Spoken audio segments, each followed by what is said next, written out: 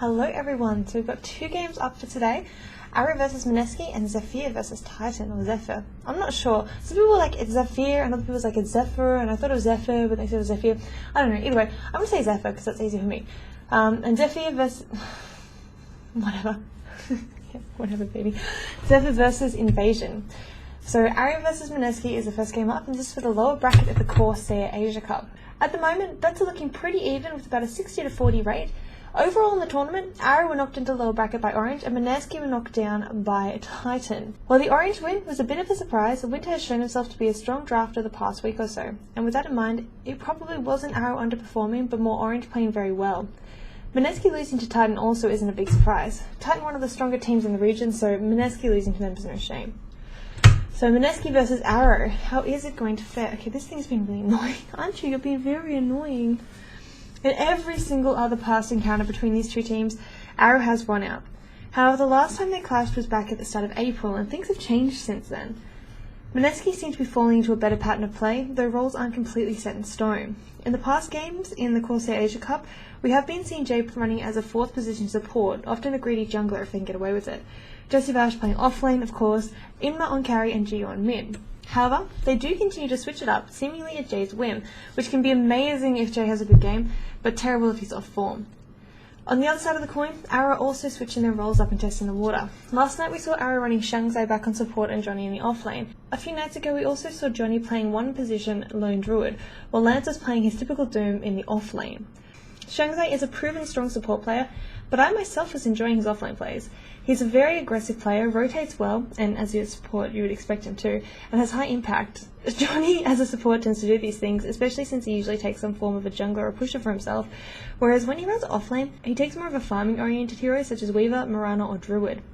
This will either be a blessing or a curse depending on Mineski's style of play tonight. Sometimes we do see Mineski opting for more gank heavy heroes and a hard carry like Naga or Morphling for Inma, but they also do tend to run teamfight, tanky or diving heroes or a fast push which could crush Arrow if they have a tri-core with Johnny on a carry as well as DDZ and Lance. When it comes down to it, I would say Arrow is a safer bet. Yes, Arrow do make mistakes sometimes, but their play is more reliable.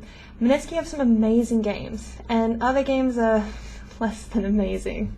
In terms of raw skill, this should be an even matchup, however, yes baby. The second game is Zephyr versus Invasion. Interestingly enough, Invasion knocked Scythe into the lower bracket, and Zephyr knocked them out of the tournament completely. So it's a Scythe killer versus Scythe killer game. Invasion are what I would call a cheese team. They run hyper-aggressive push strats, usually with the aim to win around the 10 to 15 minute mark. Kachik Imba is probably the most famous Malaysian player on the team. He was previously the 6th player for Orange back in TO 3 times, and he definitely lives up to his name. In the mid lane, Viper is normally the hero of choice for him. They enjoy taking a Nature's Prophet offlane for the early ability to take towers and siege high ground, as well as an early game carry for Snow, or a late game carry that plays for the early game. Against Orange, we saw Invasion taking an 8-minute Rax for Snow on a Luna carry. Zephyr last night played incredibly well against Scythe. They were diving T4 towers at 15 minutes into the game with no T1 towers down, due to nice drafting of tanky heroes with the ability to tower dive. Essentially, they punished Scythe's lineup of 2 non-rotating supports and greedy item choices.